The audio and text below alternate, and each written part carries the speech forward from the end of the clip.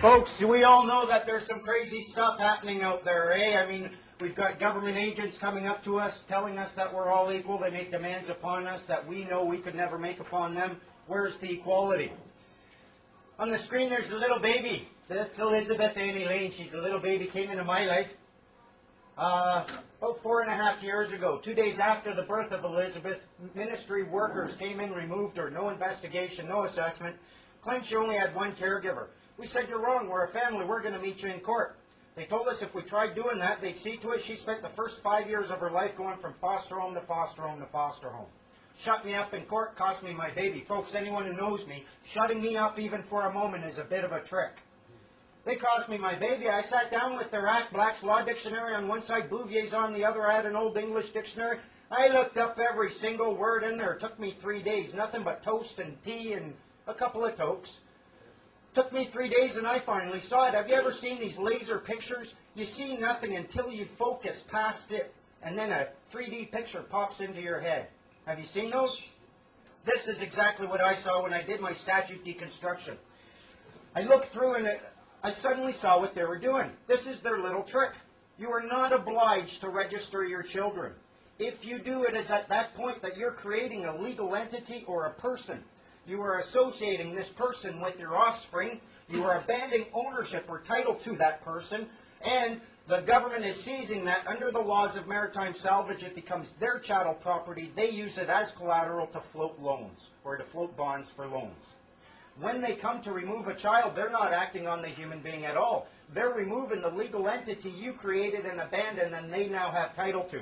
It's like borrowing a rain jacket from your neighbor for your kid. Your neighbor comes, says, I'm taking the jacket back. You let him take it with your child still in it. That's your person. That is what the government acts upon. Since then, I've deconstructed a whole lot of acts, and I'm going to tell you a little bit about your person. Next slide, please. What I found in my research, a human being and a person are not the same thing. We've been led to believe that they are, but they're not. In Black's Law Dictionary, you'll find a definition of a person, and it says, a human being is not a person because he is a human being, but because rights and duties have been ascribed to him. Specifically, the person is that legal subject or substance of which the rights and duties are attributes. But not all human beings are persons, as was the case in Old England when there were slaves. You are not a person, you have a person. If you never know that this person exists, if the government is acting upon it and you are unaware of its existence, you're a slave to your own ignorance. once you become aware of its existence, you can take it off at will. If that's the only thing they can act upon, you have the seed right there for your freedom. If you hold your jacket like this and say, go ahead and touch it, and the moment you touch it, I'm no longer associated with it, they're not going to want anything to do with that jacket. They're the ones left holding the hot potato. The purpose of this person it wasn't to deceive you. It wasn't to enslave you. It was to provide you with a very strong level of protection against government tyranny. If they never act against you as a human being and they're only acting against your person, you always have the option to reject their governance and therefore escape tyranny totally and absolutely peacefully. The purpose of the person is for your benefit. You, as a human being, do not exist for the benefit of your legal fiction.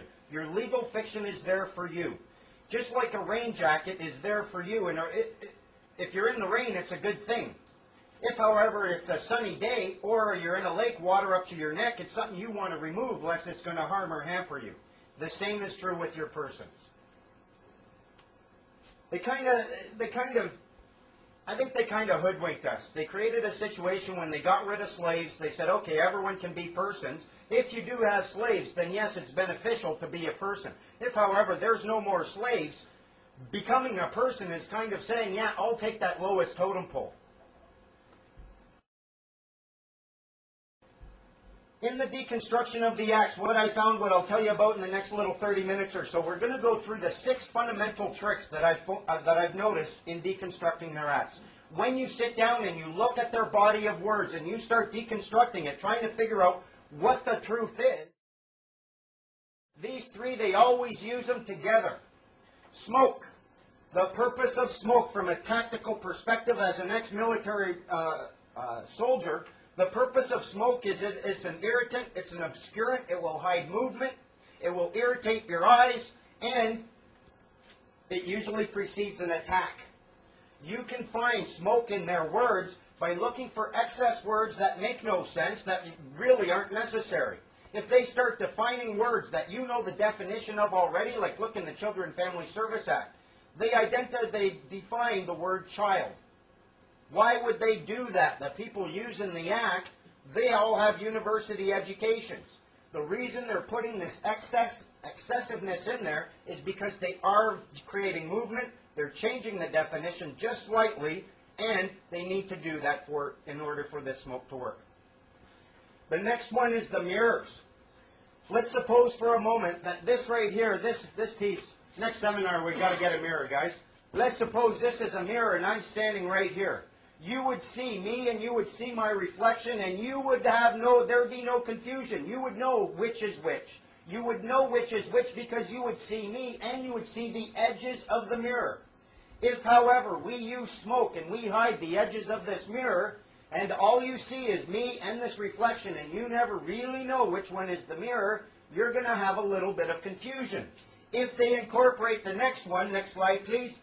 If they incorporate the camouflage, and they use camouflage to hide me, my physical body, so all you see is the reflection, and you do not see, because of the smoke, the edges of the mirror, from your perspective, this reflection will appear to be a real thing.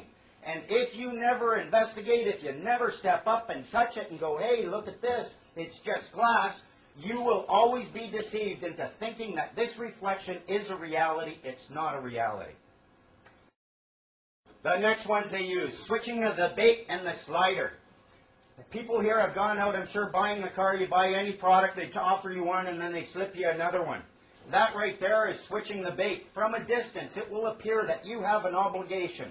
You'll go, oh, okay, I got an obligation. I'm going to meet my obligation. You'll pick up your obligation. You won't even look at it because you're sure that it's an obligation.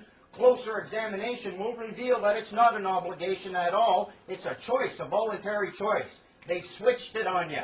They will